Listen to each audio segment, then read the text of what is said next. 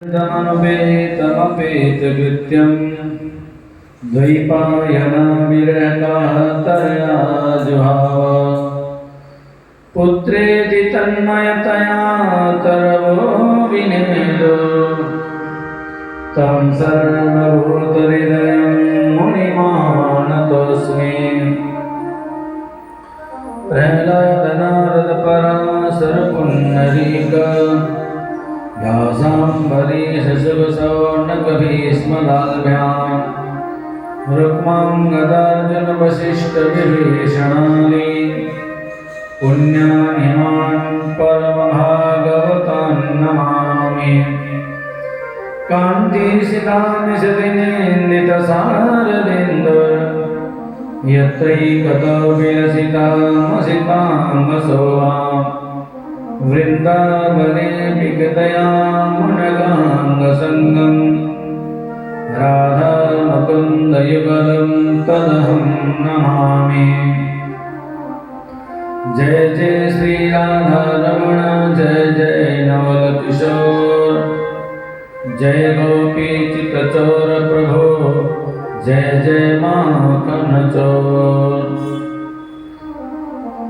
अनंत कोटि ब्रह्मांड नायक अखिल जगत नियंता भगवान सकल तत्व सौशील्य वात्सल्य अवतारे अनंत गुण होने से परिपूर्ण भगवान श्रीमन नारायण के पावन चरण कमलों का सादर वंदन।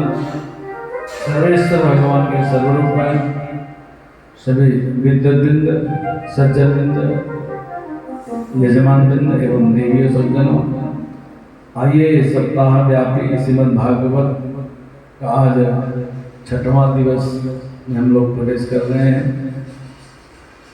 और इस कार्यक्रम के प्रमुख हमारे पांडे जी काफ़ी दिनों से बहुत थके भी हैं और प्रातः पिंडदान श्राद्ध तर्पण फिर पुनः भागवत में बैठना और ये भी एक तपस्या ही है, वैसे किसी तपस्या से कम नहीं है। तो आपकी इस हिम्मत को हम सहर्ष भगवान से प्रार्थना करते हैं कि आपको इसी प्रकार की शक्ति प्रदान करते रहें और हमारे यजमान के रूप में मुंबई से पधारे गुप्ता जी सपत्नी दोनों शुरू से लगे हुए हैं, आप लोगों का भी बहुत बहुत धन्यवाद। और जिस हॉल के जिनके द्वारा हमें हॉल की व्यवस्था हुई अब खुद यजमान बनकर यहाँ विराजमान है इससे प्रदीप गुप्ता जी का भी मैं हार्दिक स्वागत। और हमारे हरियाणा से इसी मतलब होटल में अर्थात इसी बैंक्वेट हॉल में इनका भी निवास है, इनको भी मालूम पड़ा भागवत सुनने का अवसर, तो आप भी शुरू से अभी तक साथ दे रहे हैं। आइए व्यासपीठ का भी आप सभी को धन्यवाद, साथ में भगवान पितृनारायण से मैं प्रार्थना करते हैं कि आप सभी की मनोकामनाएं पूर्ण हो। पितृ दोष से होने वाले जितने भी व्यवधान होते हैं वो सारे व्यवधान दूर हो। कई जगह ऐसा देखा सुना गया है, अब प्रसंग आए तो बोल ही दो कि जब कोई व्यक्ति चाहे हिंदू हो चाहे क्रिश्चियन हो चाहे बुद्धिस्ट हो चाहे इस्लाम हो, हमारे सनातन धर्म के सहारे कहीं न कहीं उन सबकी मनोकामनाएं पूर्ण हुई हैं। कई जगह देखा सुना गया है, प्रत्यक्ष घटना है। तो इसलिए पितृदोष देवताओं से भी पहले पितरों का नाम आता है। बिना पितरों को संतुष्ट किए देवता भी नहीं मानते। देवता कर्म बाद में आता है, सबसे पहले नाम श्राद्ध होता है। पहले पितरों को मनाइए फिर देवताओं को मनाना, तब देवता मानेंगे। इसलिए देवताओं ने भी पितरों को आगे रखा है। तो इसी पितृ क्षेत्र में हम लोग उपस्थित हैं। वैसे गया में विधान भी है कम से कम 3 रात होना चाहिए, 7 रात रुकना चाहिए तीर्थों में। तो पहले दिन तो हम लोग रास्ते का टेंशन लेके आते हैं तो वैसे निकल जाता है, और दूसरा दिन कर्म करना चाहिए प्रातः काल से शांतिपूर्वक। तीसरे दिन फिर जाने का टेंशन होता है। तो ये कहा गया है कि कम से कम 3 रात या 7 रात्रि या 15 रात्रि 17 का भी विधान है, गया का 1.5 महीने का भी विधान है। जिसकी जैसी इच्छा होती है और जितना बड़ा भारी पितृ दोष होता है उस हिसाब से सब कार्य किए जाते हैं। तो आप लोग बड़े भाग्यशाली हैं, इस महान पितृ कर्म में आप लोग उपस्थित हैं। आइए हम लोग भगवान नाम संकीर्तन करते हुए आज का कार्यक्रम प्रारंभ करेंगे। ओम मुरली वाले आओ बंसी वाले, आओ मुरली वाले बंसी वाले, आओ मुरली वाले, आओ बंसी वाले, गाने वाले, रास रचाने वाले, गाने वाले, रास रचाने वाले, आओ मुरली वाले, आओ बंसी वाले, आओ मुरली वाले, आओ बंसी वाले।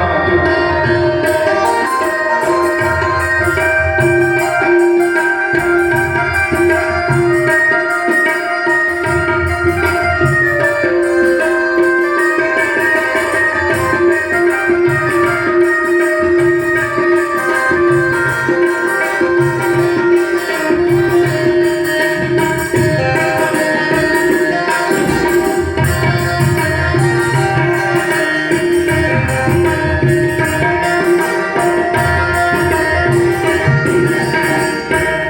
वाले, माखन खाने वाले, धेनु चराने वाले, माखन खाने वाले, धेनु चराने वाले, माखन खाने वाले, धेनु चराने वाले।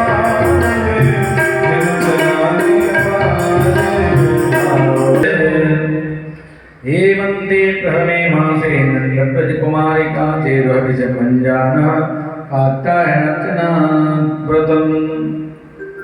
भगवान की बाल लीलाओं में गिरिराज गोवर्धन की लीला। भगवान मात्र 7 वर्ष के थे और 7 दिन 7 रात तक घनघोर वर्षा होती रही और कन्हैया ने एक कनिष्ठ अंगुली से गिरिराज जी को धारण किया, ब्रजवासियों का जो संकट निवारण किया। तभी देवराज इंद्र आकर के उनको प्रणाम करके कहते हैं कि हे प्रभु, मैंने आपको कष्ट दिया, हमने आपको नहीं पहचाना, मैं आपसे क्षमा याचना करता हूँ। विशुद्ध सत्वम तव धाम शांतम। मैं तो आपको सांसारिक समझ रहा था, छोटा मोटा बालक समझ रहा था, लेकिन आप विशुद्ध सत्व हैं, मतलब आप पूर्ण सत्य स्वरूप परमात्मा हैं। मुझे आज समझ में आया। तव धाम शांतम, आपका धाम तो परम शांत है। भला कोई ऐसा व्यक्ति है मूसलाधार वृष्टि करे और हमारा प्रतिकार न करे। कोई भी व्यक्ति कोई भी शत्रुता के बस कुछ भी दुर्व्यवहार करता है तो हम लोग मारने पीटने को, युद्ध करने को तैयार होते हैं। लेकिन आप तो इतना होने पर भी आपने हमारे विरुद्ध कुछ भी नहीं किया, दृष्टि होने दिया और आप उसको गिरिराज जी को लेकर के रोके रहे। आपका जैसे तव धाम शांतम है, वैसे आपका विचार भी परम शांत है और आपका कार्य भी परम शांत है। इसलिए देवराज इंद्र ने उनके भगवान को गोविंद के पद में अभिषिक्त किया। गोविंद 2-4 से ग से जितने भी नाम है, एक तो ग से गया, जिस धाम में हम लोग विद्यमान है, एक गया भी कहीं न कहीं गाय से संबंधित है। गया में जो हम पिंडदान करते हैं, जो दुग्ध का प्रयोग होता है, वो गोदुग्ध, गाय का दूध हो, गाय का घृत हो, और शुद्ध जो है गाय के घी के द्वारा बनाया हुआ पकवान, खीर इत्यादि, तिल का, जौ का, आटे का पिंडदान का विधान है। हो सके मिले तो गाय के लोग मावा का भी पिंडदान कर सकते हैं। अब यहाँ तो सीता जी ने मिट्टी का भी पिंड बना करके अर्पण किया, दशरथ जी ने स्वीकार किया। आज हम लोग जा रहे थे वही सीता कुंड में, तो एक हमारे साथ आई हुई उनके पतिदेव का एक्सीडेंट हुआ है, वो भी कुवैत में थे। तो जब आज उनसे पूछने लगी भाई यहाँ क्या हुआ, मैंने कहा सीता जी ने दशरथ जी को एक पिंड दिया था। तो वो कहने कि इसका मतलब बहू भी ससुर को पिंड दे सकती है। हम भी यहाँ तो वैसे ही दर्शाया है। तो गया धाम में अर्थात बहू के द्वारा ससुर को पिंड देना, इसका मतलब स्त्रियों का भी कहीं न कहीं अधिकार है। तभी तो सीता जी ने किया। जिसे न समझें कि मात्र पुरुषों का ही काम है, महिलाएं भी भाग लेकर के उसका सहयोग कर सकती है, न होने पर स्वयं भी कर सकती है। तो इसका मतलब गया में सबके लिए है। तो गोविंद, हे प्रभु आप गाय के इंद्र हैं, मैं तो स्वर्ग का इंद्र हूँ, लेकिन मैं गाय का इंद्र आप ही को मानता हूँ। मैं तो माया से घिरा हुआ छोटा सा तुच्छ व्यक्ति हूँ। अभी जब घमंड था तो मैं ऐसी तैसी कर दूंगा, जब घमंड टूटा मैं तो छोटा व्यक्ति हूँ। तो भगवान ने कोई युद्ध नहीं लड़ा इंद्र से, कुछ नहीं किया। वो अपना दृष्टि करता रहा, भगवान आराम से खड़े गिरिराज जी को लिए रहे। बारिश होती रही, इधर सुदर्शन चक्र को लगा दिया, तुम पानी पीते रहो। सुदर्शन में करोड़ों सूर्य के बराबर गर्मी है। एक सूर्य समुद्र के पानी को खींच कर ऊपर से वृष्टि करते हैं सूर्य नारायण। कितना जल आपको गर्मी की सीजन में एक आध गिलास पानी डाल दें पत्थर उत्थर में, और सूर्य कितने जल्दी खींच लेते हैं। अर्थात भगवान सूर्य जितना जल्दी पानी को खींचते हैं, तो एक सूर्य जिनके पास करोड़ों सूर्य की शक्ति है, उसमें जल खींचने की कितनी ताकत होगी। तो सुदर्शन चक्र को लगा दिया कि आप जल को पीते चले जाइए। इधर से स्नान को चारों तरफ से कहा कि गिरिराज जी के अंदर पानी नहीं आना चाहिए, पूरी जमीन में चारों तरफ से आप लेट जाओ। सर्प को लगा दिया जमीन से, तो जो भी पानी गिरता था बाहर ही रह जाता। सुदर्शन जी एक तरफ से सब पीते चले जाते थे। सातवें दिन उसने बीजा देवराज आगे क्षमा याचना किया। अब भगवान को खुश कैसे करो, खुश करने का भी उपाय चाहिए। तब देवराज इंद्र ने भगवान को कृष्ण कृष्ण महायोगिन विश्वात्मन विश्वसंभव, हे प्रभु आप विश्व के आत्मा हैं, इस जगत के कोई आत्मा है तो परमात्मा ही है। आप जगत के आत्मा है। भवतम लोकनाथेन सनातनमयमच्युतः, हम लोग कोई भी अनाथ नहीं है। देवराज इंद्र कहते हैं कि आपके कारण पूरा विश्व सनात है, संसार में कोई भी अनाथ नहीं है। इसलिए आप अपने आप को अनाथ न समझें, भगवान हमारे साथ है।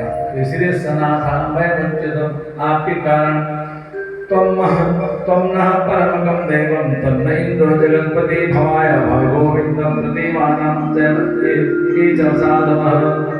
आपको संसार में गोविंद के नाम से लोग जानेंगे, इसलिए आपका नाम न गोविंद गोपाल श्री राधे गोविंद, गोपाल हरि का प्यारा। जैसे गोविंद नाम देवराज इंद्र ने दिया, आप गोविंद हैं, गौ की सेवा करते हैं, गौ माता की रक्षा करते हैं और भक्तों की रक्षा करते हैं। इसलिए मैं आपको सादर नमन करता हूँ। देवराज इंद्र ने भगवान को नमन किया। अब भगवान को खुश करने से क्या किया, ऊपर आकाश से कामधेनु गाय का आह्वान किया और ऊपर से दूध से उनका अभिषेक किया भगवान का, ताकि दूध से अभिषेक करने पर भगवान हमारे ऊपर प्रसन्न रहें। इसे दुग्धाभिषेक किया, दूध से भगवान शिव जी का भी अभिषेक होता है, भगवान का अभिषेक होता है। इस तरह से देवराज इंद्र ने भी भगवान का अभिषेक करके भगवान से क्षमा याचना की। इस तरह से गिरिराज पर्वत भगवान ने धारण किया। एक दिन नंद बाबा को वरुण लोक से लाना पड़ा।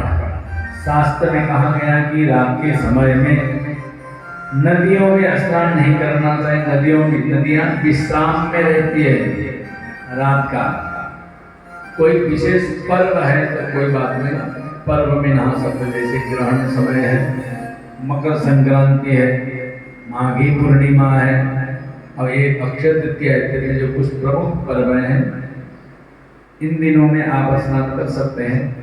लेकिन बाकी के दिनों में रात को 10 बजे से लेकर सुबह ब्रह्म मुहूर्त तक नदियों में स्नान नहीं करना चाहिए। इसमें दोष होता है, क्योंकि जल के देवता भी उस समय विश्राम में रहते हैं, तो हमें उस समय स्नान नहीं करना चाहिए। लेकिन एकादशी का व्रत, और जब कोई भूखा प्यासा सोता है तो रात है कि प्रातःकाल मालूम नहीं पड़ता, तो नींद तो ज़्यादा लगी नहीं, आधी रात को जग गए, उनको लगा कि ब्रह्म मुहूर्त हो गया। उस जमाने में घड़ी मोबाइल तो रहते नहीं थे, जो भी था आकाश में से तारों को देख लेते तो समझ जाते थे ब्रह्म मुहूर्त हो गया। तो उनको भी लगा कि ब्रह्म मुहूर्त हो गया, मुझे स्नान करना चाहिए। तुरंत जमुना में स्नान करने गए, वहाँ वरुण के दूत थे, उन्होंने पकड़ के वरुण के पास पहुँचा दिया। महाराज इन्होंने अपराध किया है। क्या अपराध किया है? मध्य रात्रि में स्नान कर रहे थे जमुना जी माता, ये तो अपराध है। ऐसा तुमको बांध करके कहीं कोने में रख लो, बाद में इनके लिए विचार करेंगे। अपराधी की तरह नंद बाबा को बांध के कोने में बिठा दिया। इधर देखा तो नंद बाबा है नहीं, नंद बाबा कहाँ चले गए, सब ढूंढने लगे। किसी ने कहा कि आधी रात में जमुना स्नान करने जा रहे थे, तो उनको लगा कि कहीं जमुना जी में डूब न गए हों। जमुना जी में गए तो वहाँ कन्हैया ने ढूंढा, अंदर घुस करके कहीं बाबा नहीं मिले, सीधे वरुण लोक पहुँच गए। वरुण लोक जैसे भगवान पहुँचे वैसे वरुण जी ने उनका स्वागत किया। आइए भगवान, आपका आगमन कैसे, आपने मुझे बुला लिया होता, आपने खुद आने का कष्ट क्यों किया? कन्हैया ने कहा कि मैं इसलिए आया हूं कि मेरे पिताजी को बांध करके क्यों लाया हो, मैं अपने पिताजी को लेने आया। तो वरुण ने कहा कि अजानता मामकेन मूढ़ेन कार्य वेदना, ये मेरे जो अनुचर हैं ना, बड़े मूढ़ हैं, इनको कुछ पता नहीं किसके पिता हैं। इनको आप भगवान आपके पिता नंद बाबा है, ये जानकारी इनको नहीं है, इसलिए अनजाने से लिया। आनी तो तव पिता तब भगवान छंतु मदहती, और हमारे अनुचरों ने आपके पिता को यहाँ लाए हैं, तो आप मुझे क्षमा करें, क्योंकि उन्होंने कार्य तो मेरा ही किया है, तो इसलिए दंड का भागी भी मैं हूँ। तो इसलिए आप अब यहाँ आज का कानून सिर्फ कर्ता को दंड देता है, किया किसने, पकड़ा किसने। आज का जो कानून है ना, विदेशी कानून, उस व्यक्ति को दंड देता है जिसने पकड़ा है, और छानबीन करने पर बाद में प्रेरक वगैरह को देते हैं, लेकिन मुख्य कानून तो उसी व्यक्ति के पर चलता है। तो आप मुझे क्षमा करें, गलती मेरे द्वारा हुई है, क्योंकि मेरे सेवक हूँ, गलती भी मेरी है, तो आप मुझे ही क्षमा करें, आप अपने पिता को वापस ले जाएं। भगवान अपने पिता नंद बाबा को लेकर के वापस आए। नंद बाबा सोच रहे, भाई ये बताओ कि तेरी तो बड़ी खातिरदारी हुई वरुण लोक में, पाद्य अर्घ्य आसमन से तुम्हारी पूजा हो रही है, अब मुझे तो कोने में बांध में बैठा दिया अपराधी की तरह, ये क्या था? कन्हैया ने कहा कि बाबा आपके प्रभाव को सब जानते हैं, आपको खुश करने के लिए मेरी सेवा हुई है। कभी कभी लोग बड़ों से बात करने के लिए उनके बच्चों से लालन पालन करते हैं, बच्चों से प्रेम रखते हैं, ताकि बड़े व्यक्ति हमसे प्रेम रखें। हो सकता है कि आपसे नजदीकी बढ़ाने के लिए मेरी सेवा हुई हो, लेकिन नंद बाबा के मन में बात हजम नहीं हुई। अपने गांव में गए, नंद महल में, अपने गोपों से चर्चा की कि जो हमारे यहाँ पे जो बालक बन के आया है, मुझे नहीं लगता है कि कोई साधारण बालक है, सभी बालक की तरह, क्योंकि इनका मैंने देखा कि ये वरुण लोग में इनकी बड़ी सेवा हुई और हे प्रभु हे भगवान, ऐसे उनका नारायण की तरह उनकी सेवा हो रही थी। तो वरुण कोई साधारण देव भी नहीं है, अब भगवान की सेवा पूजा करना है कोई भगवान, मुझे तो लगता है कि साक्षात नारायण ने अवतार लिया हमारे। एक दिन गर्गाचार्य भी नामकरण के संस्कार में बोल रहे थे कि ये अलग अलग युगों में जन्म लिया है, इस समय कृष्ण रूप में रहेंगे। तो मुझे लगता है कि असाधारण कोई भगवान ने हमारे यहाँ जन्म लिया, मुझे ऐसा लगता है। सब लोग कहते हैं हाँ आपकी बात बिल्कुल सही है, क्योंकि छोटी अवस्था में इन्होंने ऐसा असाधारण काम किया। 7 दिन 7 रात तक एक उंगली में गिरिराज जी को लेना। आज कोई व्यक्ति 1 किलो का पत्थर लेकर के तुम 7 दिन खड़े रहो तो कोई संभव नहीं। 24 घंटा नहीं, 7 दिन तक तो छोड़िए, ये 7 दिन 7 रात का हाथ को ऊपर किए रहना, एक तो ऊपर किए रहना भी बड़ा मुश्किल है। अब ये तो इतने बड़े गिरिराज जी को 7 कोस के गिरिराज जी हैं, इनको लेकर के खड़े रहना ये कोई साधारण व्यक्ति की बात नहीं है। मुझे तो लगता है कि ये कोई अलौकिक भगवान ने अवतार लिया है हमारे घर में। तो ये आपस में चर्चा सब जगह होने लगी, छोटे छोटे बाल बालों के कान में भी पहुंची। कन्हैया मैंने सुना है कि तुमने अपने पिताजी को वरुण लोक तक दिखा दिया। आगे नहीं, ऐसी कोई बात नहीं, तो तुम्हारा भी तो अपना लोक होगा। सब लोग कहते हैं तुम कोई दूसरे लोग के, दूसरी दुनिया के व्यक्ति हो, तुम्हारा अलग लोक है, तुम्हारा संसार नहीं है, तो हो सकता है तुम्हारा अपना कोई स्थान होगा, तो हमें भी अपनी जगह दर्शन करा दो। तुम्हारा गांव हम भी देखना चाहते हैं कहाँ है।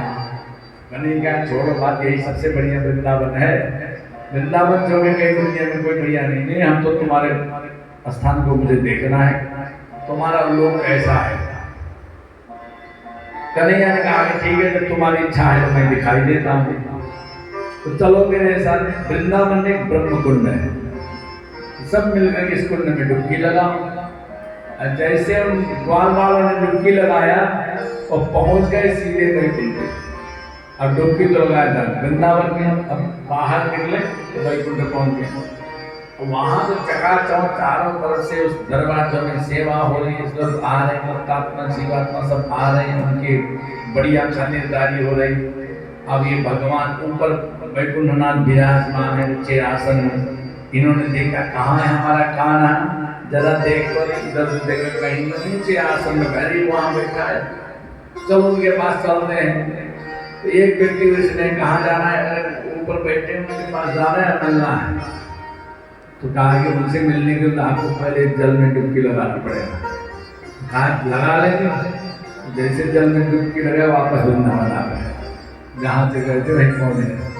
भगवान पहुंचे, देखा तुम लोगों ने अपना तो, लेकिन तुमने थोड़ी देर ही दिखा दी, तुमने कहा था सिर्फ देखना है, तुमने दिखा दिया। तो भगवान की ऐसी बाल लीलाएं देखकर सब चकित रह जाते थे। और एक दिन गोपिकाओं ने विचार किया कि हम भगवती देवी का व्रत करें, ताकि जो नंद कुमार हमारा पति बने। कात्यायनी महामाया महायोगी में ईश्वरी नंद को सुगम देवी पति में गुरुदेव नमः। हे कात्यायनी देवी, वृंदावन में एक शक्तिपीठ है, जो 52 शक्तिपीठ है, एक शक्तिपीठ वृंदावन में भी है। तो वहाँ की कुमारियाँ उन शक्तिपीठ को कुल देवी मानती हैं, उनका पूजन करने के लिए सब उद्यत हुई। कात्यायनी से ये वरदान चाहती थी कि जो नंद कुमार है यही हमारे पति बने, तो सबकी इच्छा। तो प्रातः काल स्नान के लिए जमुना जी पहुंच जाती है। ब्रह्म मुहूर्त में स्नान करना चाहिए सबको, तो ब्रह्म मुहूर्त में पहुंच गई सभी कुमारियां। तो उन्होंने निर्वस्त्र होकर के स्नान कर रही थी, भगवान को लगा कि गलत कर रही है, पीछे पीछे भगवान के चल पड़े। जहाँ किनारे में वस्त्र उतार के रखी थी, सारे वस्त्र को उठाया और कदम के पेड़ में चढ़ गए और वहीं वस्त्र को लटका दिया, खुद बांसुरी बजाने लगे। गोपिकाओं ने देखा, अरे बांसुरी की आवाज कहाँ से आ रही, देखा तो ऊपर पेड़ में कन्हैया बैठा है और उसके बगल में हमारे सारे वस्त्र लटके पड़े हैं। अरे कन्हैया, हमारे वस्त्र चुरा लिए तो हमारे वस्त्र दे दो। भगवान ने कहा तुमने बड़ी भारी गलती की है, तुम्हें ऐसा नहीं करना चाहिए, आप अपने वस्त्रों को ले लो। कहा कि हम बाहर आने योग्य नहीं है, हम लोग निर्वस्त्र होकर स्नान कर रहे हैं। कन्हैया ने बिल्कुल गलत। कवि के भी ततो जलाशया सर्वाम द्वारिका शीत वेपिता पाणिभ्याम योनिमाचत प्रोत्तिरशिरकर्षितः। कभी भी जल में जलाशय में स्नान करते समय पूरी तरह से निर्वस्त्र होकर नहीं स्नान करना चाहिए। आपने गलत किया है, इसलिए आप जल देवता से क्षमा मांगे, धरती से, आकाश से, वायु से, सबसे क्षमा मांगो और अंतिम से मुझसे भी क्षमा मांगना पड़ेगा, क्योंकि मेरे द्वारा मेरे लिए आप लोग कर रहे हैं, मुझसे भी, मुझे भी पसंद नहीं है आपका काम। लेकिन हम कैसे क्षमा मांगे? किसी तरह से अपने अंगों को ढकते हुए उनसे भगवान से क्षमा याचना की। भगवान ने सारे वस्त्र वापस कर दिया। उन्होंने कहा कि कन्हैया, तुमको हम अंतरंग बनाना चाहते हैं। कन्हैया ने कहा कि बिल्कुल असंभव है, हाँ इतना जरूर है कि आपका साथ रहेगा, आपके साथ मैं नृत्य करूंगा, आपको आनंद प्रदान करूंगा, इतना ही मेरा है, ज्यादा उससे ज्यादा मैं कुछ सोच नहीं सकता। कारण नंद गोप सुतम देवी पति में गुलते नमः। आगे कथा आएगी, भगवान ने जितना भी विवाह किया सभी राजकुमारियों से विवाह हुआ, क्षत्रिय राजकुमारियों से, और ये गोप कुमारियां थी, गोपालक। अब इनको पता नहीं था कि ये क्षत्रिय के कुमार है कि नंद बाबा के, तो जानते गोपालक नंद बाबा है, नंद बाबा के बेटे होंगे। लेकिन कन्हैया बेटे थे वसुदेव जी, वसुदेव जी क्षत्रिय राजघराने के थे, तो कन्हैया ने उनसे विवाह करना उचित न समझा और उनको मात्र रास ला करके उनको आनंद प्रदान करने की भगवान ने इच्छा बनाई। समय आने पर आपको मैं आनंद प्रदान करूंगा। इस तरह से कन्हैया ने उनको आश्वासन दिया। गोपिकाएं प्रतीक्षा करने लगी।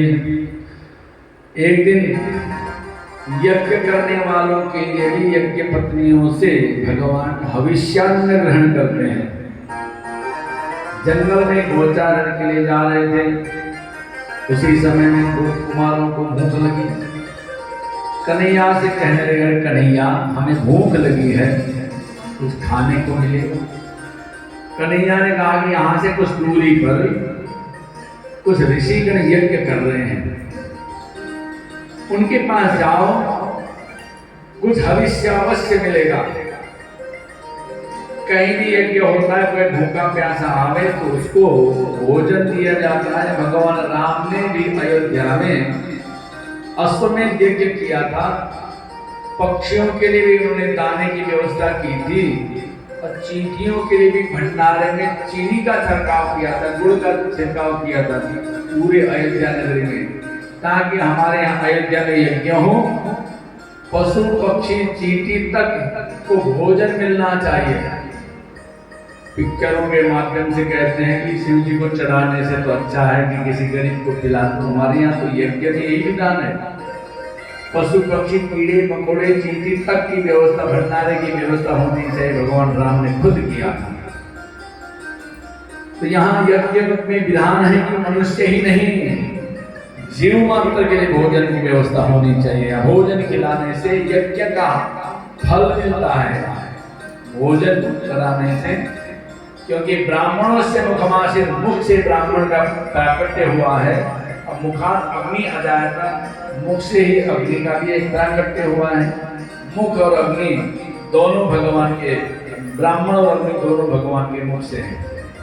और मुख से वेद भी है, वेद, गौ, ब्राह्मण और अग्नि ये यज्ञ के प्रमुख 4 वस्तु हैं। वेद मंत्रों के लिए प्रयोग किया जाता है। गौ के द्वारा बनाया हुआ हविष्यान्न या गोघृत, गोदधि, गोदुग्ध, गोमूत्र, पंचगव्य, गोबर सब तो यज्ञ में लगता है। अब गोदान में भी गाय की जरूरत पड़ती है, और ब्राह्मण, गौ, वेद मंत्र और अग्नि, एक 4 चीजें यज्ञ के प्रमुख। तो यहाँ पर यज्ञ में भविष्य अवश्य मिलेगा। आप लोग जाओ गए, यज्ञ करने वाले ऋषियों से कहा कि हम कुछ दूरी पर श्री कृष्ण गोचारण के लिए आए हैं, ग्वाल बालकों को भूख लगी है, कुछ भविष्य की याचना करने के लिए मुझे भेजा है। अब कुछ आपके पास हो तो देने की कृपा करें। और सब यज्ञ में एकदम तन्मय होकर कर रहे थे, बीच में कोई भी डिस्टर्ब करे तो उसको दूर भगाते थे। उन्होंने हाँ ना कुछ भी नहीं कहा और सुनते रह गए, बैठे रह गए। बच्चों ने कुछ कहा, उनको ध्यान नहीं दिया। कभी कभी बड़े लोग कुछ काम करते होते, बच्चा चिल्लाता रहता, मम्मी मम्मी मम्मी, मम्मी का अपने ध्यान दे अलग होता है, पिता का ध्यान अलग होता है, चिल्लाता रहता है बच्चा। तो ऐसे ऋषियों का भी भाव था कि बच्चे चिल्लाते रहे, अपने काम में मस्त थे। कुछ प्रत्युत्तर नहीं दिया, वापस गए। बालक कन्हैया से हम लोग को जाकर बड़ी याचना की, लेकिन कोई ध्यान नहीं देता हमारी बातों पर, बच्चों की बातों में कोई ध्यान देता नहीं। कन्हैया कहाँ गए थे? उन ऋषियों के पास गए थे जो स्वाहा स्वाहा हवन कर रहे थे। तुम गलत जगह गए थे, उनसे थोड़ी भोजन मिलेगा। भोजन तो यज्ञ पत्नियों से मिलता है। तुम लोग यज्ञ पत्नियों के पास गए, वहां तो नहीं गए। अब दोबारा जाओ, अवश्य मिलेगा। गए, यज्ञ पत्नियों ने कहा कि अगर कुछ दूरी पर कन्हैया आए हैं, जिनके लिए हमारे पतिदेव यज्ञ कर रहे हैं, और वो यज्ञ भोक्ता जब यहीं आए हैं तो यज्ञ के चक्कर में हम क्यों रहे? डायरेक्ट हमको क्यों नहीं खिलावे? सारा हविष्यान्न टोकरी में भर भर के सिर पे लेकर पहुंच जाते हैं कन्हैया के पास। सबने भोजन ग्रहण किया। ग्रहण करके कन्हैया ने कहा यज्ञ पत्नियों से, अगर आप लोगों ने हमें भोजन करके तृप्त कराया और आप लोग अपने घर वापस जाएं। यज्ञ पत्नियों ने कहा कि प्रभु, हम वापस जाने के लिए नहीं आए हैं, हम आपको मैवम विभोर से भवन गदितुम निसंच संतज सर्व विषयम स्तमपाद मूलम। हमने अपने पतिदेव को ही नहीं, संसार को त्याग दिया आपके लिए, आप हमें स्वीकार करो। भगवान ने कहा कि देखिए, आपका अपना धर्म है, अपना अपना धर्म सबको निभाना ही होता है। भगवान के चक्कर में कोई अपना धर्म को बिगाड़ता नहीं है। भगवान में कहते हैं पहले धर्म को संभालो, मैं तो संभाला ही हूं, लेकिन अपना धर्म बिगाड़ कर मेरे पास आना ये ठीक नहीं है। तो फिर हम वापस जाएंगे तो हम लोग तो बिना पतिदेव से पूछ कर आएंगे और नाराज हो जाएंगे, मार के भगा देंगे तो क्या होगा? तुम जिसके पास गए उसके पास रहो, हमें बिना पूछता से कैसे चली गई? तो ये सब अभी कोई नहीं कर, जा पर कृपा राम की होई, आप पर कृपा करे सब कोई। जब भगवान की कृपा हो जाती है, कोई उसके ऊपर लांछन नहीं लगाता, आरोप प्रत्यारोप नहीं करता, तुम इसे निश्चिंत होकर जाओ। इधर यज्ञ ऋषियों ने सोचा कि देखो, भगवान हमारे पास आस पास ही हैं, हम लोग कितने अभागे हैं, हम लोग उनके यज्ञ भोक्ता खुद यहाँ पर पहुंचे हैं, अब हम लोग यज्ञ छोड़ के उनके पास जाने को तैयार नहीं। अब बड़े लज्जित हुए, अब क्या मुँह लेके जाएंगे? चलो हम नहीं तो हमारी श्रीमती चली गई, यही बड़े सौभाग्य की बात है। तब उनकी पत्नियां जब वापस आई तो उनको बड़ा सम्मान मिला कि चलो तुमने बहुत अच्छा किया, हम तो जा नहीं सके, हम तो अपने यज्ञ करने में इतने अहंकार पूर्ण होकर यज्ञ कर रहे थे, हम तो सोचते यज्ञ ही श्रेष्ठ है। यज्ञो वही श्रेष्ठतमम कर्म। शास्त्र भी कहता है कि संसार में बहुत से कर्म है, लेकिन उन सभी कर्मों में यज्ञ कर्म सबसे श्रेष्ठ कर्म है। तो हम इसी को श्रेष्ठ समझकर यही यज्ञ करते रहे। लेकिन आप लोग उनका दर्शन करके आए, इसलिए आप लोग बड़े सौभाग्यशालिनी हैं, बड़ा सम्मान किया। यज्ञ पत्नियों के द्वारा भगवान ने हविष्य ग्रहण किया। एक दिन कन्हैया ने मन में विचार किया कि गोपिकाओं को हमने आश्वासन दिया है, आपके साथ हम नृत्य करेंगे, रास करेंगे, आइए हम लोग रास लीला में प्रवेश करें। भजन के बाद हम लोग रास पंचादश जी का चर्चा करेंगे। बोलो भगवान की जय हो। भगवान पिता रात्रि शरदोत्फुल्ल मल्लिका विचरन्तुं मनश्चक्रे योगमाया उपास्थिता। भगवान अपि कहते हैं कि भगवान भी कभी कभी मनोरंजन करना चाहते हैं। हम लोग मनोरंजन करते हैं, लेकिन हम लोग ज्यादा मनोरंजन चाहते हैं। लेकिन भगवान अपनी तारात्रि और मनोरंजन का समय दिन में नहीं। लोग पहले टीवी में मनोरंजन आता था शाम को 7 बजे के बाद, एक चित्रहार चलता था, 1 घंटे का मनोरंजन टीवी में परोसा जाता था। बाकी अपने मतलब के कार्य होते थे। तो अर्थात पहले भी यही चलता था, मनोरंजन का कुछ सीमित समय होता था। लेकिन भगवान ने क्या विचार किया, तारात्रि उन रात्रियों में, तारा मतलब बहुवचन, सातेता, तो एक रात्रि में नहीं, तारात्रि अर्थात यहाँ ता से संबंधित 6 महीने की रात। भगवान ने भी विचार किया, मैं उन रात्रियों में शरदोत्फुल्ल मल्लिका, कौन सी रात्रि, शरद ऋतु की रात में। शरद जो सार देने वाली ऋतु है, शरद है। और शरद में चंद्रमा अपनी अवस्था में परिपूर्ण रहते हैं। शरदोत्फुल्ल मल्लिका विचरन्तुं मनश्चक्रे, मन से विचार किया। मनोरंजन है, मन का विषय है मनोरंजन, और आत्मरंजन आत्मा का विषय है, चिंतन बुद्धि का विषय है। तो आज कन्हैया ने विचार किया, रात्रि में, उन रात्रियों में हम मनश्चक्रे, मन से कुछ मनोरंजन करें। तो मनोरंजन अकेले तो होता नहीं, मनोरंजन में कोई और भी दर्शक भी चाहिए, और उसमें कर्ता भी चाहिए।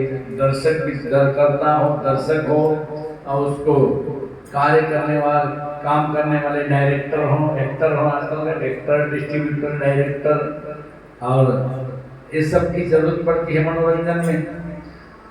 उसकी भगवान ने व्यवस्था की। निसन्न गीतम तदनंद वरधनम भजस्त्य कृष्ण गृहीत मानसा।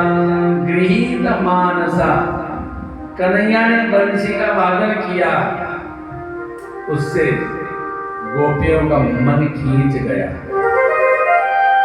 कन्हैया की बंसी ने गृहीत मानसा, मन को खींच लिया। इसलिए मन में भगवान को बिठा लें, तो भगवान अगर हम मन खींच लेंगे तो कोई आपका मन बिगाड़ेगा नहीं, आपका मन कभी दुखी नहीं होगा। कभी कहते हैं दिल टूट गया, दिल तोड़ दिया।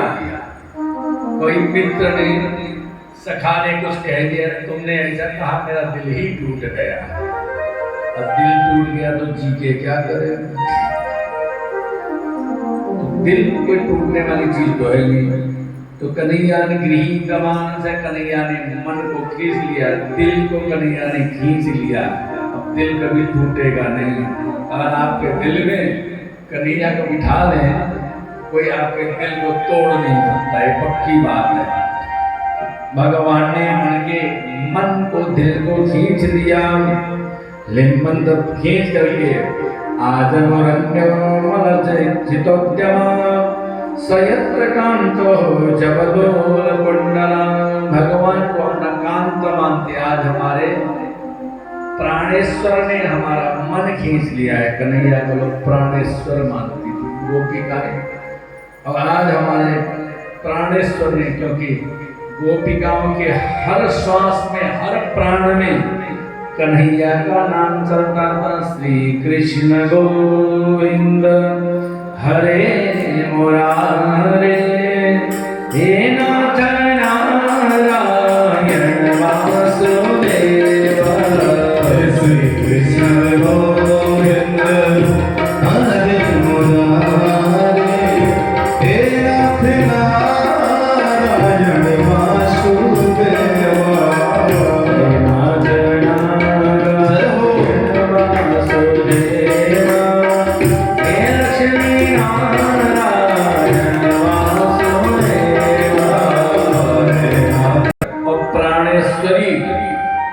उसी को कह सकते हैं जिनके हर प्राण में, हर श्वास में नाम लिया जाता है।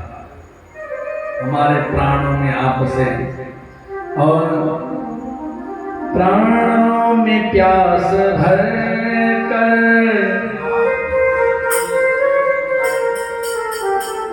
प्राणों में प्यास भर कर दिल में समा रहे हो, प्राणों में प्यास भर कर दिल में समा रहे हो, मीठा सा दर्द हमको रुला रहे हो, मीठा सा दर्द हमको बुला रहे हो, गोपाल का नजारा, गोपाल का नजारा दिल में बसा लिया है, पागल बना दिया है, मुरली ने तेरी मोहर ये मन चुरा लिया है, पागल बना दिया है, मेरे मन को चुरा लिया, ये मन चुरा लिया है, ये मन चुरा लिया है।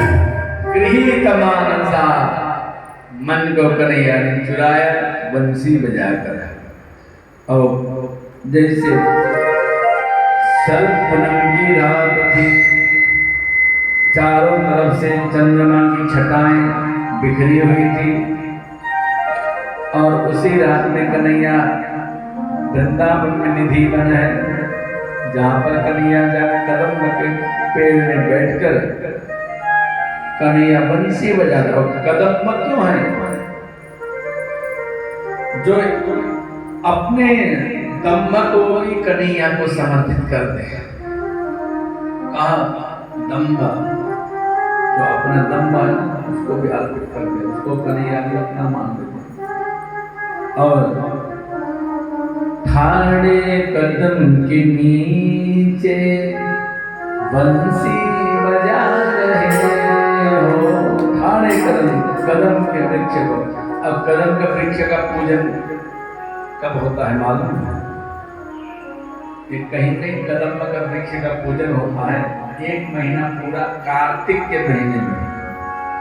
पंजाब कश्मीर साइड में लोग कदम्ब की पूजा करते हैं, जैसे आंवले की पूजा होती है उसे कदम्ब की पूजा होती है। उस समय उसका विशेष महत्व है। कदम्ब की पूजा कर रहे थे, पूजा करते हैं कदम्ब की वृक्ष में कन्हैया विराजमान बंसी बजा रहे हैं। पेड़ के नीचे खड़े होकर गोपिकाओं के कानों में उनकी ध्वनि पहुंची, तुरंत सब खींची चली आई कन्हैया के पास। रात्रि के समय में कुछ लोग गोदोहन कर रहे थे, गोदोहन छोड़ दिया। ये जरूरी नहीं, प्राणेश्वर से मिलना जरूरी है। बच्चों को भोजन खिलाना जरूरी नहीं, अपने प्रियतम से मिलना जरूरी है। मतलब इतना भाव मन में था कन्हैया से मिलने की इच्छा, उत्कट इच्छा। कुछ लोग अपने पति की सेवा कर रहे थे, कुछ पंखा कर रहे थे, पंखा उनका फेंक देती है, चल पड़ी कन्हैया से मिलने।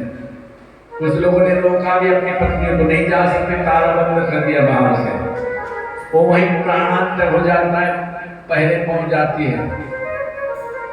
इस तरह से गोपिकाओं ने, कुछ लोगों ने समझा कि भाई कन्हैया से मिलने जा रहे हैं हमारे प्राणेश्वर से, मैं अच्छी लगूं, अच्छी दिखूं। सबके मन में होता है जब पहली बार कहीं मिलन होता है, कहीं लड़का लड़की देखने एक दूसरे को जाते हैं, बड़ा श्रृंगार होता है, पहली बार अच्छा इंप्रेस पड़ना चाहिए।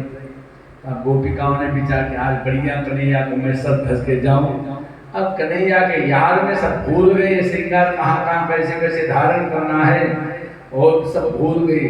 काजल आँख में लगाना चाहिए कि होंठ में लगाना चाहिए, काजल को होंठ में मल रही है, और जो है होंठ वाले को आँख में मल रही है, और क्रीम को कहाँ लगाना चाहिए, कभी जो है हाथ की चूड़ी वो कहाँ लगाना चाहिए, ये सारा उल्टा सीधा श्रृंगार करके कन्हैया से मिलने की उत्कट इच्छा थी और इसी में सब भूल जाती है अपने आप को, श्रृंगार तक को भूल जाती है, अपने बच्चे पतिदेव सबको भूल जाती हैं, कन्हैया के पास पहुंच जाती हैं। कन्हैया ने भी उनका बड़ा अच्छा स्वागत किया। कोई आपके दरवाजे में आए तो स्वागत सबको करना चाहिए। स्वागतम वो महाभागा प्रियम किम करवाणि रजस्या नामेन कश्चित ब्रूता गमन कारणम। आपका स्वागत है घनघोर जंगल में, लेकिन ऐसे अचानक रात के आना हमें बात कुछ हजम नहीं हो रही है। आगमन का कारण क्या है? तो ब्रजमंडल में कोई आपत्ति विपत्ति आ गई हो, कोई संकट हो, कृपया बताइए। तो गोपिकाओं ने कहा ऐसी कोई बात नहीं, आपने बुलाया तो हम चली आए। कन्हैया ने कहा हमने तो बुलाया नहीं, आप जो वंशित ध्वनि कर रहे थे उस वंशित ध्वनि में मेरा ही नाम आ रहा था। जब बहुत ज्यादा प्यार उमड़ता है तो सोचते हैं कि बस वो मुझे ही बुला रहे हैं, मेरा ही नाम ले रहे हैं। एक किसी मकान में कहीं से भेजा पंडित जी लोग पूजा पाठ करने आए थे। अब उसमें जवान भी रहे। एक था तो एक पंडित जी रोज रूम छोड़ के छत में जाकर के अपना संध्या बंदन करते थे। तो उसी के सामने में जो सत्संग था उसी के सामने में एक लड़की भी रहती थी। तो संध्या बंदन में गायत्री मंत्र जब होता है तो उसमें अग्न्यास होता है। तो ओम हृदयाय नमः, ओम श्री शेषा, ओम शिखाय कवचाय, ओम नेत्र अस्त्राय फट, ऐसा पंडित जी ने किया। अब वो सामने एक लड़की देख रहे थे, उसको लगा कि ये मुझे ही बुला रहे हैं। तो सच धस के पहुंच गई पंडित जी के पास, कहा कि कैसे आई? आगे तुमने बुलाया तो मैं चली आई, मैंने तो तुम्हें बुलाया नहीं था, क्यों नहीं तुमने इशारा करके बुलाया? कहाँ इशारा किया? कहीं तुमने कहा कि मैं तुमको दिल से चाहता हूँ, अब तुम्हारे मांगों में सिंदूर भर दूंगा और तुम्हारे जो है बालों में जूड़ा बना लूंगा और तुम्हारे दोनों कान में कुंडल, अब ऐसे फिर हम लोग भाग चलेंगे। ऐसे कहा तो किसी के अंदर आपस में जब लगाव होता है तो सोचता है कि बस मेरा नाम लेके बुला रहे। गोपिकाओं ने सोचा कि आपने मेरा नाम लिया है इसलिए मैं चली आई। तो कन्हैया ने कहा ये कोई बात नहीं थी, मैं तो अपनी मस्ती में था।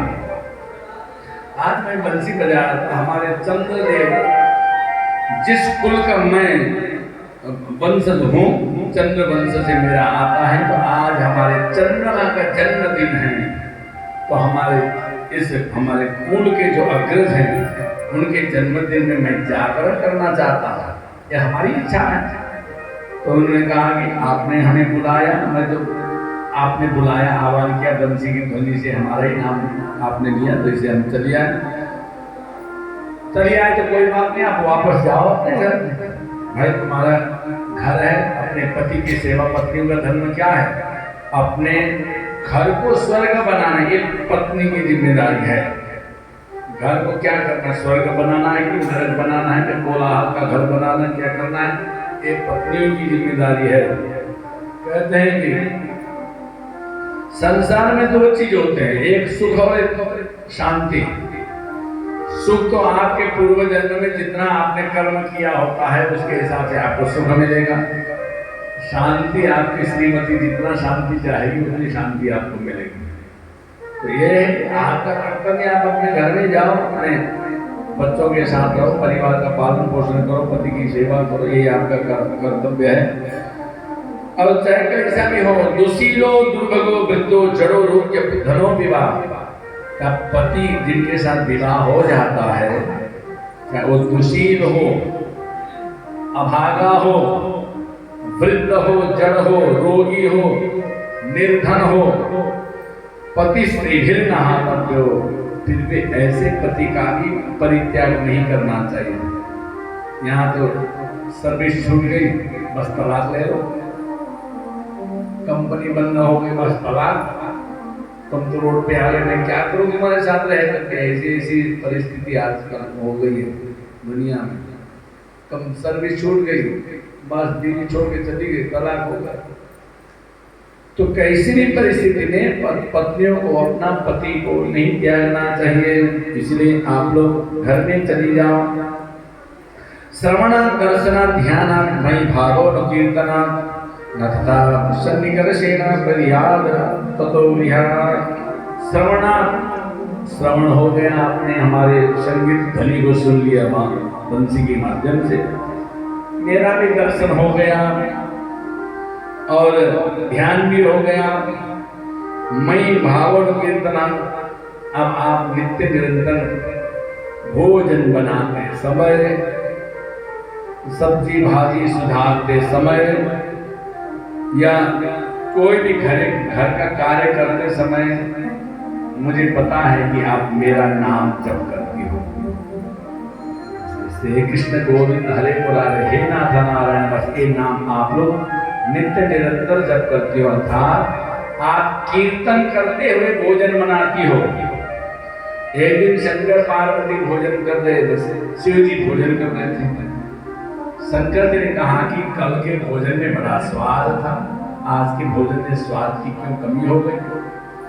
पार्वती ने कहा कि अच्छा, मैं रोज विष्णु सहस्त्र नाम पाठ करती थी, आज जल्दीबाजी में विष्णु सहस्त्र नाम पाठ करना भूल गई। हो सकता है कि कुछ स्वाद में गड़बड़ी हो गई। तो क्या करती है, समय इतना था नहीं विष्णु सहस्त्र नाम पाठ करके और जल्दीबाजी में भोजन बना लिया। तो संजय जी ने कोई बात है, इसका भी विकल्प है ना मेरे पास। क्या है? श्री राम राम रमेति रमे रामे मनोरमे सहस्त्र नाम तत्तुल्यम राम नाम बराबरे। जब जल्दीबाजी हुआ करे इसी नाम का जप करना, सहस्त्र नाम के बराबर उसका भी पुण्य मिलेगा। लेकिन ऐसी बात है कि सहस्त्र नाम के बराबर पुण्य मिलेगा, सहस्त्र नाम छोड़ कर किसी को पढ़ो, ऐसा भी नहीं। कभी विकट परिस्थितियों में जल्दीबाजी हो तो इसका सहारा ले सकते हो। तो इसलिए जहाँ नोटिंग है वहाँ थोड़ा समथिंग से भी काम चला दिया जा सकता है। तो इसके लिए, लेकिन ये विराम नहीं, तो उसके विकल्प में इसको रखा गया। इस तरह से प्रतिदिन मेरा कीर्तन करते हुए आप लोग घर का कार्य करती हैं, बहुत अच्छी बात है। और इसलिए अब आप अपने घर चले जाइए। गोपिकाओं ने कहा कि नैवं निबोधति भवान गदितुं निशंसा संत्यज्य सर्व विषयान् तव पादमूलम। गोपिकाओं ने कहा कि हमने अपने घर परिवार पुत्र भाई बंधु सबका परित्याग कर दिया, क्योंकि भक्ता भजस्व दुर्ग्रहमा त्यजास्मात् देवो यथादि पुरुषो भजतो मोक्षम्। इसलिए हमने परिवार को छोड़ा, क्योंकि सभी मोक्ष लोग कल्याण चाहने वाले आपका ही भजन करते हैं, आपको ही पकड़ना चाहते हैं। इसलिए हमने सब त्याग कर दिया। तो भगवान ने कहा कि ये भी तो उचित नहीं, अपना पति का, परिवार का, भाई बंधु का त्याग करना। तो गोपिकाओं ने कहा कि त्वमेव माता च पिता त्वमेव बन्धुः सखा त्वमेव विद्या द्रविडं त्वमेव सर्वं मम देव देव। मेरे लिए तो आप ही सब कुछ है। आप माता पिता भाई बंधु सखा मित्र जो भी हैं, सर्वे सर्वा आप हैं। इसलिए आप ही को सम्मान दें। ये तो संसार के पति, क्षणिक पति हैं। आप तो जगतपति हैं, आप तो आजीवन पति हैं। ऐसे वर को क्यों वरो जो जन्मे मर जाए, बरिए गिरधर लाल को जुड़ लो अमर हो जाए। ये संसार के, ये तो जीने मरने वाले हैं, लेकिन तो आप तो ऐसे पति हैं, आप तो अजर अमर हैं। इसलिए हमने संसार को छोड़ा आपके लिए। भगवान ने कहा कि यही अच्छी बातें सुनने के लिए तो हमने आपको वापस भेजा। मैं वापस थोड़ी देर में जा रहा था। आपके मुंह से मीठी मीठी बातें कहाँ मिलती हमको। वो भी आप जैसे कुमारियों के मन में क्या इच्छा है, क्या जानना, क्या मन का क्या भाव है, जानने के लिए मैंने कहा था। कन्हैया ने उनके साथ हास परिहास, बहुत दिन की जो गांठें होती है, जब मिलेंगे तो ये कहूंगी या ये कहूँगा लोग आपस में करते हैं, जब मिलूंगी तभी बताऊंगा। फोन में करते नहीं, फोन में इतनी लंबी बात नहीं हो सकती है, जब मिलोगे तो हम बताऊंगी। तो आज मिल गए, जिन दिन को जो बताना था बताने लगे। अब चारों तरफ से एक ही बात पूरी नहीं हुई, दूसरी टूट पड़ी। जब महिलाएं जब बातें करती हैं तो दो चार दिन साथ नहीं करती है, कहने की एक रुक जाए तो दूसरी शुरू करें। तो कन्हैया चारों तरफ से इनकी बातें सुन करके उनके कान को पकड़ गए। उस समय कन्हैया ने सोचा कि इनके बीच में रहना ठीक नहीं, तुरंत अंतर ध्यान हो जाते, भगवान गायब हो गए। जब भगवान गायब हो गए तो गोपिकाएं उनको ढूंढने लगी। शरद पूर्णिमा की रात सभी गोपिकाओं ने भगवान को छोड़ा। शरद पूर्णिमा रात में कृष्ण की बंसी ना